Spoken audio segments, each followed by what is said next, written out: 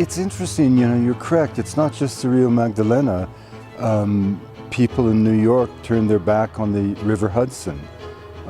In London, the iconic river of the entire British history, the River Thames.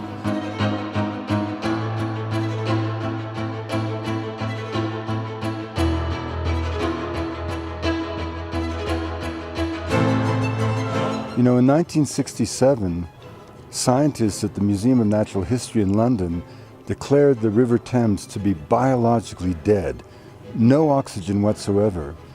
As recently as the 1960s, 70s, the River Hudson was so polluted that they used to say that there was a General Motors plant at a place called Terrytown, and they said that they could tell what kind of car they were manufacturing by the color of the river.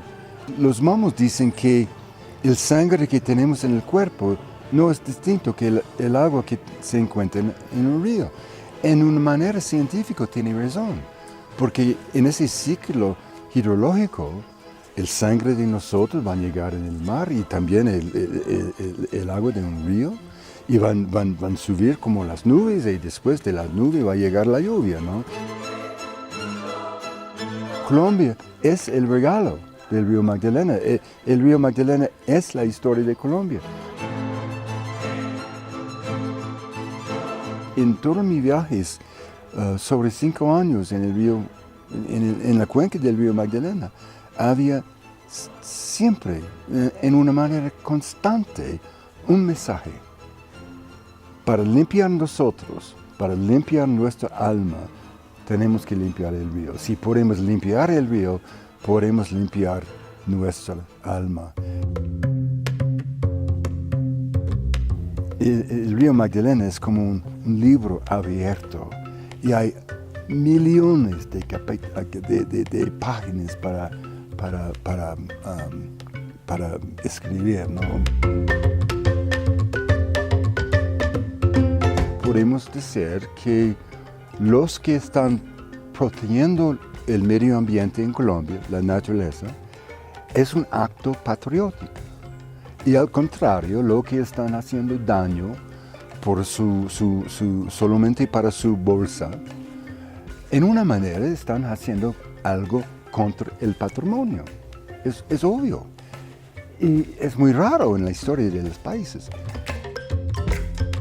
Que estamos en un momento, un punto de inflexión muy importante. Es un momento histórico, ¿no?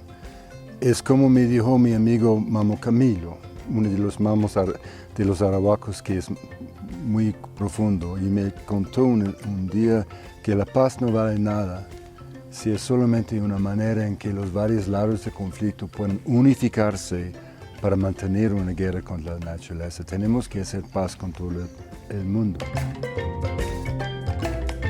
El Amazonas de Colombia, que ya está en peligro, pero es de todas maneras del tamaño del país de Francia, ¿no?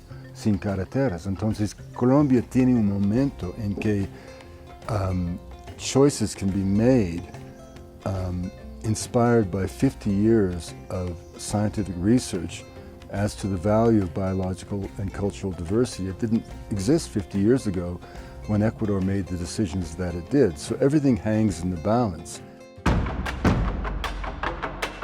At the bottom of everything remains cocaine. And until political leaders have the courage to eliminate the cocaine market with the cleansing stroke of legalization, it will be very difficult to imagine there ever being the full stability and promise and realization of the promise of peace in Colombia. You know, everything begins and ends with cocaine. That we need to, first of all, decouple coca from cocaine and make a nutraceutical market for coca leaves, which is an incredibly beneficial plant, full of nutrients, no evidence of toxicity, let alone addiction, used for over 8,000 years by all the great pre-Columbian civilizations. But we need a legal market for the 130,000 Colombian families that make their living by growing coca. And crop substitution is a delusion. It will never work for any number of reasons. And at the same time, ultimately, we have to legalize cocaine. Not because I'm an advocate of cocaine. I think all drugs have an ambivalent potential for good or evil. I mean, cocaine is a good drug when used for nose, throat, and ear surgery. It's still our most important topical anesthetic. The black market trade, well, we know that what that's all about. But what you would find is that if you legalize cocaine, consumption would plummet. Because what drives the trade is not the drug, it's the money, right? And the problem we have is that after 50 years of a war on drugs, with over $1 trillion been spent by the Americans alone, there are more people in more places using more drugs and worse drugs in worse ways than any time before this public policy fiasco began. And the reason it persists is very simple. Neither side in the war on drugs has any interest in it ending or any interest in winning.